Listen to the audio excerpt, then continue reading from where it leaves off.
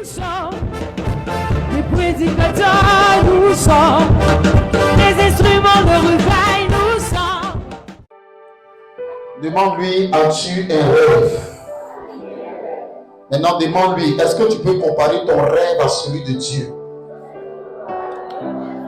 Le thème que nous sommes en train de traiter depuis le dimanche dernier, c'est accomplir le rêve de Dieu. J'ai enseigné que le problème que nous avons dépend du type de rêve que nous portons en nous.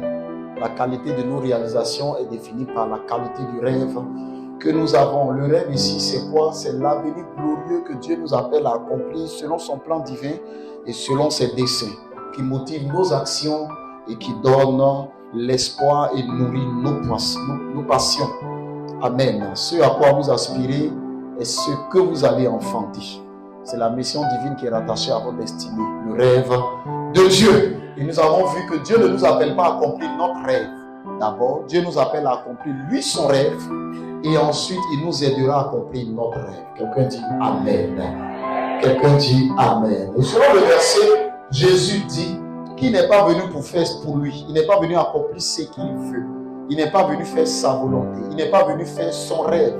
Il est venu pour accomplir le rêve de son Père. Amen. Et nous avons parlé de beaucoup de choses. Aujourd'hui, je veux continuer sur les vérités prophétiques, sur le rêve de Dieu. Je pense qu'il y a des vérités que vous avez déjà entendues, que je vais reprendre rapidement. J'ai dit, en premier lieu, quand on doit réussir un rêve, il faut greffer ton rêve à celui de Dieu.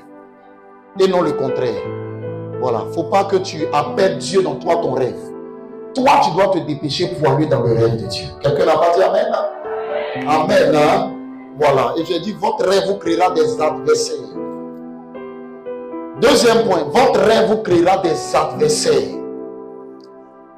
Vous savez, c'est le rêve de Jésus qui lui a créé des problèmes. Son rêve à lui était de sauver l'humanité. Il voulait aider l'homme. Et en voulant aider l'homme, ils l'ont tué. Quelquefois, tu n'as pas à te plaindre de ce qui t'arrive. Ce qui t'arrive est conforme au rêve que tu transportes. Yes. Donc le rêve va te créer des adversaires sérieux. Mais ton rêve et celui de Dieu avec toi t'amènera la gloire. La Bible dit, c'est pourquoi Dieu l'a souverainement élevé. Parce qu'il a accompli le rêve pour lequel il a été